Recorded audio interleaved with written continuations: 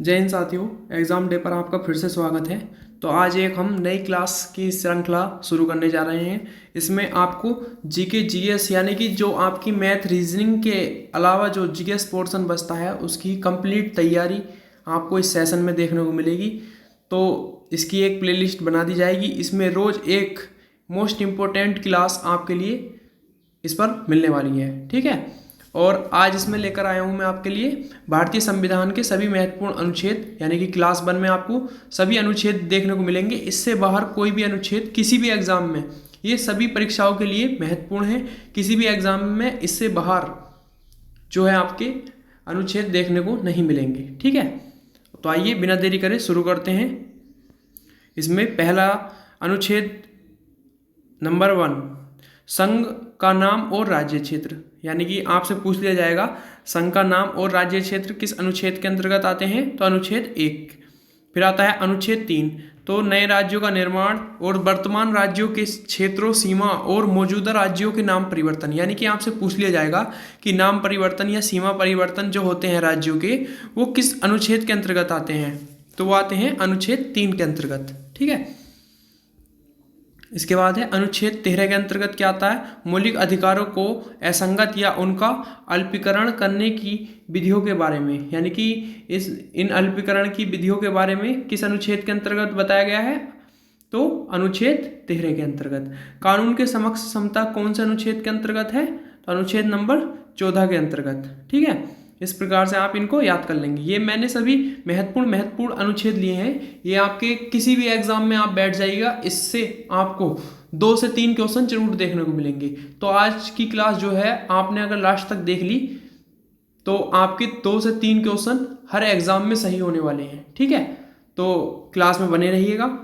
इसके बाद देखेंगे अनुच्छेद 16। अनुच्छेद 16 में है सरकारी नौकरियों में सभी को अफसर की समानता, यानी कि आपसे पूछ लिया जाएगा डायरेक्ट कि अफसर की समानता कौन से अनुच्छेद के अंतर्गत आती है, अनुच्छेद 16 के अंतर्गत। इसके बाद है अप्रस्तुतता का उन्मूलन, यानी कि अनटचेबिलिटी जो होती है वो आपकी अनुच्छेद 17 के अंतर्गत आती है, अस्पृश्यता का अंत, ठीक है। इसके बाद आता है अनुच्छेद 19, तो इसमें अभिव्यक्ति की स्वतंत्रता के बारे में कुछ अधिकारों का संरक्षण दिया गया है, यानी कि वाक की स्वतंत्रता किस अनुच्छेद के अंतर्गत आती है, तो अनुच्छेद नंबर 19 के अंतर्गत।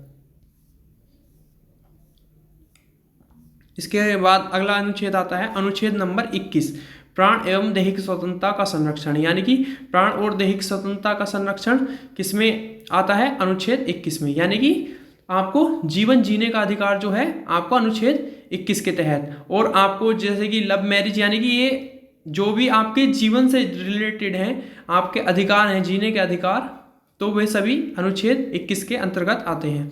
अनुच्छेद 21 के ए में आपका एक अधिकार और जोड़ा गया है, प्राथमिक शिक्षा का अधिकार, ठीक है। आपको उससे भी वंचित नहीं रखा जा सकता, ठीक है। उसके बाद आता है अनुच्छेद 25। अनुच्छेद 25 में आता है अंतरात्मा की स्वतंत्रता, मनचाहा काम और धर्म प्रचार प्रसार की स्वतंत्रता। तो इसमें सबसे ज़्यादा पूछा जाता है धर्म के प्रचार प्रसार की स्वतंत्रता कौन से अनुच्छेद में आती है, तो अनुच्छेद 25 में। इसके बाद आता है अनुच्छेद 30 में क्या आता है आपका, अल्पसंख्यकों को शैक्षिक संस्थानों को स्थापित करने एवं उनका प्रशासन करने का अधिकार, ये सभी आते हैं अनुच्छेद 30 के अंतर्गत, ठीक है। इसके बाद आता है अनुच्छेद 31 का सी, ये बहुत ही इम्पोर्टेंट जो है अनुच्छेद है, कुछ सिद्धांतों, यानी कि कुछ निर्देशक सिद्धांतों को प्रभावी करने के लिए विधियों की व्याख्या, यानी कि कुछ निर्देशक सिद्धांतों को प्रभावी करने के लिए जो विधियों की व्याख्या दे रखी है, यानी कि कानूनों की भी जो व्याख्या दे रखी है वहाँ की 31 के सी में दे रखी है। इसके बाद आता है अनुच्छेद 32, ठीक है। अनुच्छेद 32 में है मौलिक अधिकारों को लागू करने के लिए रिट सहित अन्य उपचार, यानी कि इसको जो है संविधान की आत्मा भी कहा है। और किसने कहा है उसका जवाब आप कमेंट बॉक्स में दीजिएगा, ठीक है। सबसे मैं आंसर की उम्मीद रखता हूं कि सब आप सही आंसर देंगे कि अनुच्छेद 32 को संविधान की आत्मा किसने कहा है। इसके बाद आता है अनुच्छेद 38, राज्य लोगों के कल्याण को बढ़ावा देने के लिए एक सामाजिक व्यवस्था को बनाएगा, यानी कि राज्य लोगों को कल्याण के लिए बढ़ावा देने के लिए सामाजिक व्यवस्था को बनाएगा, ये सभी अनुच्छेद 38 के अंतर्गत आता है। और ग्राम पंचायतों का गठन, यह आपका अनुच्छेद 40 के अंतर्गत आता है अनुच्छेद 40 के अंतर्गत ग्राम पंचायतों का गठन। ये आपका बहुत बार एग्जामों में पूछा गया है, ठीक है, तो इसकी आने की संभावना ज़्यादा है। इसके बाद है अनुच्छेद 44 नागरिकों के लिए एक समान नागरिक संहिता, यानी कि समान नागरिक संहिता कौन से अनुच्छेद के अंतर्गत आती है? आपके अनुच्छेद 44 के अंतर्गत। इसके बाद है अनुच्छेद नंबर 45 6 साल से कम उम्र के बच्चों के लिए अनिवार्य शिक्षा का प्रावधान, यानी कि 6 साल से जो कम उम्र के बच्चे हैं उनके लिए अनिवार्य शिक्षा का प्रावधान जो है आपके अनुच्छेद 45 के अंतर्गत किया गया है। तो अनुच्छेद 46 में क्या कहा गया है? तो अनुसूचित जाति, अनुसूचित जनजाति और अन्य कमजोर वर्गों के लिए शैक्षिक और आर्थिक हितों को बढ़ावा देना, यानी कि जो ST SC हैं उन सभी जनजातीय वर्गों के लिए, कमजोर वर्गों के लिए शैक्षिक और आर्थिक हितों को बढ़ावा जो है अनुच्छेद 46 के अंतर्गत दिया गया है। इसके बाद अगला इंपॉर्टेंट जो अनुच्छेद आता है वो आता है अनुच्छेद 50। अनुच्छेद 50 में दिया गया है कार्यपालिका से न्यायपालिका को अलग किया जाना, ठीक है। इसके बाद आता है अनुच्छेद 51, इसमें अंतर्राष्ट्रीय शांति एवं सुरक्षा को बढ़ावा देना बताया गया है, ठीक है। इसके बाद आते हैं जो आपके मौलिक कर्तव्य हैं वो कौन से अनुच्छेद में जोड़े गए हैं? वो आपके 51 के ए में जोड़े गए हैं, ठीक है। इसके बाद है अनुच्छेद नंबर 72 राष्ट्रपति की शक्तियों जैसे क्षमा देना, सजा का निलंबन, कुछ मामलों में सजा को कम करने आदि का प्रावधान, ये सभी आपको दे रखे हैं क्षमादान की शक्तियां राष्ट्रपति की अनुच्छेद 72 में, ठीक है। तो इससे पहले आपने हमारे चैनल को सब्सक्राइब नहीं किया हो तो चैनल को सब्सक्राइब कर लें और साथ ही साथ वीडियो को लाइक करें और अगली इंपॉर्टेंट जो वीडियो हैं उन्हें भी देखना ना भूलें, ठीक है। और इसकी जो प्रिंटेबल PDF है वो मैं आपको लास्ट में बता दूंगा कि आप कैसे डाउनलोड कर सकते हैं, ठीक है। तो इस क्लास को आप 2 से 3 बार रिवाइज कर लेंगे तो आपकी बहुत अच्छे से ये सभी अनुच्छेद जो है याद हो जाएंगे, आपको बार बार पढ़ने की जरूरत नहीं बचेगी, ठीक है। इसके बाद देखेंगे अनुच्छेद 74 में राष्ट्रपति को सहायता और सलाह देने के लिए एक मंत्री परिषद होगी, ठीक है। इसके बाद है अनुच्छेद 76 में भारत के महान्यायवादी। तो आपसे बहुत बार क्वेश्चन पूछ लिया जाता है भारत के महान्यायवादी कौन से अनुच्छेद में आते हैं? अनुच्छेद 76 में। अनुच्छेद 78 में क्या दे रखा है? राष्ट्रपति को जानकारी देने आदि के लिए प्रधानमंत्री के कर्तव्य, यानी कि प्रधानमंत्री के कर्तव्य राष्ट्रपति को जानकारी देने के लिए ये सभी वर्णित किए गए हैं अनुच्छेद 78 में। इसके बाद आता है अनुच्छेद 110 धन विधेयकों की परिभाषा, यानी कि आपसे पूछ लिया जाएगा धन विधेयकों की परिभाषा किस अनुच्छेद में दी गई है? तो अनुच्छेद 110 में, ठीक है। इसके बाद अगला जो इम्पोर्टेंट अनुच्छेद आता है अनुच्छेद 112। यह बहुत बार एग्जामों में पूछा जाता है कि जो है बजट शब्द का प्रयोग तो हमारे संविधान में नहीं किया गया है, पर एक शब्द का प्रयोग किया गया है, यानी कि वार्षिक वित्तीय विवरण जिसको आप बजट कहते हैं, वो आपका अनुच्छेद 112 में बताया गया है, ठीक है। अनुच्छेद 123 में दे रखा है संसद के मध्यावकाश के दौरान राष्ट्रपति की अध्यादेश प्रख्यापित करने की शक्ति, यानी कि मध्यावकाश के दौरान राष्ट्रपति को अध्यादेश की शक्ति 123 में दे रखी है, ठीक है। इसके बाद है अनुच्छेद 143 सुप्रीम कोर्ट से परामर्श करने की जो राष्ट्रपति की शक्ति है वो है 143 के अंतर्गत, अनुच्छेद 143 में आती है वो। 148 में आती है भारत के नियंत्रक और महालेखक परीक्षक, यानी कि भारत के नियंत्रक और महालेखा परीक्षक कौन से अनुच्छेद के अंतर्गत आते हैं? तो 148 के अंतर्गत आते हैं। इसके बाद है अनुच्छेद 149 भारत के नियंत्रक और महालेखा परीक्षक की शक्तियाँ, यानी कि 48 में तो नियंत्रक और महालेखक परीक्षा आते हैं और इनकी जो शक्तियां हैं वो 49 में दी गई हैं, यानी कि 149 में, ठीक है। इसके बाद आता है अनुच्छेद 155 राज्यपाल की नियुक्ति, ठीक है। अनुच्छेद 161 में आता है क्षमा करने और टालने निलंबित करने की, यानी कि जो क्षमादान की शक्तियां हैं राज्यपाल की वो आती हैं अनुच्छेद 161 और 72 के अंतर्गत आती हैं राष्ट्रपति की शक्तियां, ठीक है। ऐसे याद रख लेंगे आप। 163 के अंतर्गत आता है राष्ट्रपति जो राज्यपाल है, राज्यपाल की शक्तियां और सलाह करने के लिए एक मंत्री परिषद होगी, ठीक है, वो आती है आपकी 163 के अंतर्गत। अनुच्छेद 165 में आता है राज्यों के महाधिवक्ता, ठीक है। इसके बाद आता है अनुच्छेद 167 में राज्यपाल को जानकारी देने के लिए मुख्यमंत्री के कर्तव्य, ये सभी आते हैं आपके अनुच्छेद 167 में। इसके बाद है अनुच्छेद 168 में राज्यों के विधानमंडलों की व्याख्या। ठीक है, उसके बाद है अनुच्छेद नंबर 169। 169 में क्या दे रखे हैं आपका, राज्यों की विधान परिषदों की रचना और उन्मूलन। ठीक है, इसके बाद है अनुच्छेद नंबर 170। 170 में क्या दे रखा है, राज्यों में विधानसभाओं की संरचना, यानी कि राज्यों में विधानसभाओं की जो संरचना है वो कौन से अनुच्छेद के अंतर्गत आती है, 170 के अंतर्गत।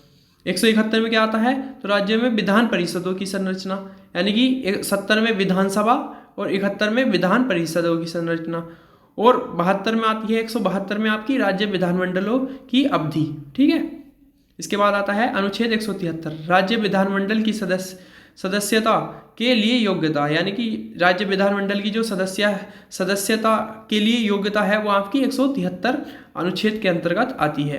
अनुच्छेद 174 के अंतर्गत क्या आता है, तो राज्य विधायिका का सत्र, सत्रावसान, राज्य विधायिका का विघटन, ये सभी आपका 174 के अंतर्गत आता है। इसके बाद आता है अनुच्छेद नंबर 178, विधानसभा के स्पीकर और डिप्टी स्पीकर, ये सभी आते हैं 178 के अंतर्गत। इसके बाद आता है अनुच्छेद 194, महाधिवक्ता की शक्तियाँ और विशेषाधिकार और प्रतिरोधक क्षमता, ये सभी आते हैं 194 के अंतर्गत। अनुच्छेद 200 के अंतर्गत आता है राज्यपाल बिल द्वारा स्वीकृति। ठीक है, ये सभी आपके अनुच्छेद 200 के अंतर्गत आते हैं। इसके बाद है राज्य बजट। राज्य बजट को किस नाम से जाना जाता है, राज्य विधानमंडल का वार्षिक वित्तीय विवरण, ये सभी 202 के जो अनुच्छेद नंबर 202 है इसके अंतर्गत आता है। इसके बाद है अनुच्छेद 210, राज्य विधानमंडल में इस्तेमाल की जाने वाली भाषा, ये सभी अनुच्छेद 210 के अंतर्गत आती है। इसके बाद है अनुच्छेद नंबर 212, न्यायालयों के लिए राज्य विधानमंडल की कार्यवाही के बारे में पूछताछ करने का अधिकार नहीं। ठीक है, ये सभी आता है अधिकार 212 के अंतर्गत। इसके बाद आता है अनुच्छेद 213। अनुच्छेद 213 के अंतर्गत है राज्य विधानमंडल के अवकाश में राज्यपाल द्वारा अध्यादेश प्रख्याप्ति करने की शक्तियाँ, यानी कि 213 के अंतर्गत आती हैं राज्यपाल द्वारा अध्यादेश। ठीक है, इसके बाद है अनुच्छेद 214 में क्या आता है, राज्यों के लिए उच्च न्यायालयों की व्यवस्था, यानी कि उच्च न्यायालय के कौन से उसमें आते हैं, हाईकोर्ट 214। 217 में आता है उच्च न्यायालय के न्यायाधीशों की नियुक्ति की शर्तें। ठीक है, अनुच्छेद 226 में क्या आता है, उच्च न्यायालयों की रिट जारी करने की शक्तियाँ 226 के अंतर्गत। और 239 AA के अंतर्गत आता है दिल्ली के संबंध में विशेष उपबंध। ठीक है, 243 B में आता है पंचायतों का गठन। ठीक है, इसके बाद आता है 243 का C, पंचायतों की संरचना। 243 का G, पंचायतों के लिए जिम्मेदारियां, शक्तियां और अधिकार। 243 K, पंचायतों का चुनाव। 249 राज्य सूची के विषय के संबंध में राष्ट्रीय हित में कानून बनाने की संसद की शक्तियाँ, ये सभी आती हैं 249 अनुच्छेद के अंतर्गत। अनुच्छेद 262 के अंतर्गत आता है अंतर्राज्यीय नदी या नदी घाटियों के बारे में पानी से संबंधित विवादों का अधिनिर्णय। ठीक है, इसके बाद आता है अनुच्छेद 263। 263 के अंतर्गत आता है अंतर्राज्यीय परिषद के संबंध में प्रावधान। ठीक है, अनुच्छेद 265 कानून के प्राधिकार के बिना करों का अधिरोपण न किया जाना। ठीक है, इसके बाद आता है 275 कुछ राज्यों के संघ से अनुदान। ठीक है, अनुच्छेद 280 के अंतर्गत आता है वित्त आयोग की स्थापना। वित्त आयोग की स्थापना 280 के तहत। अनुच्छेद 300 के तहत है वाद और कार्यवाहियाँ। ठीक है, 300A में है आपका विधि के प्राधिकार के बिना व्यक्तियों को संपत्ति वंचित न किया जाना। ठीक है, संपत्ति का अधिकार जो आपका 300 के A में जोड़ दिया गया है। ठीक है, इसके बाद है 311। अनुच्छेद 311 में है संघ या किसी राज्य के अधीन सिविल क्षमताओं में कार्यरत व्यक्तियों की रैंक में कमी एवं बर्खास्तगी। ठीक है, अनुच्छेद 312 में है अखिल भारतीय सेवाएं। इसके बाद है अनुच्छेद 315 में है आपका संघ और राज्य के लिए लोक सेवा आयोग की स्थापना। ठीक है, इसके बाद है अनुच्छेद नंबर 320 लोक सेवा आयोग के कार्य। इसके बाद है अनुच्छेद नंबर 323 का A प्रशासनिक न्यायाधिकरण, ये आपका 323 के ए में देखने को मिलता है। 324 में निर्वाचनों के अधीक्षण, निर्देशन और नियंत्रण निर्वाचन आयोग के निहित किया जाना। ठीक है, ये सभी जो आपके अधिकार हैं ये निर्वाचन आयोग के अंतर्गत निहित हैं। ठीक है, ये अनुच्छेद 324 कहता है। अनुच्छेद 330 में है लोकसभा में अनुसूचित जातियों और अनुसूचित जनजातियों के लिए सीट का आरक्षण, यानी कि लोकसभा में जो ST SC हैं इनके लिए सीट का आरक्षण अनुच्छेद 330 के अंतर्गत। अनुच्छेद 335 के अंतर्गत है सेवा और पदों के लिए अनुसूचित जातियों और जनजातियों के दावे। ठीक है, अनुच्छेद 352 है आपात की उद्घोषणा, यानी कि राष्ट्रपति आपात। 356 में है राज्य में संवैधानिक मशीनरी की विफलता के मामले में प्रावधान, राष्ट्रपति शासन। इसके बाद है 360 में वित्तीय आपातकाल के बारे में उपबंध। 365 में है संघ द्वारा दिए गए निर्देशों का पालन करने या उनमें प्रभावी करने की असफलता का प्रभाव, राष्ट्रपति शासन। ठीक है, इसके बाद है अनुच्छेद 368 संविधान में संशोधन करने की जो शक्तियां हैं वो सभी संसद के अंतर्गत निहित हैं। अनुच्छेद 370 जम्मू कश्मीर राज्य के संबंध में अस्थायी प्रावधान। ठीक है, तो आपको ये क्लास कैसी लगी आप कमेंट बॉक्स में ज़रूर बताइएगा, और जो मैंने आपको क्वेश्चन दिया है वो भी आप ज़रूर बताइएगा। मिलते हैं नेक्स्ट क्लास में एक नेक्स्ट टॉपिक के साथ जो आपके लिए बहुत ही इंपॉर्टेंट होने वाला है। ठीक है, धन्यवाद।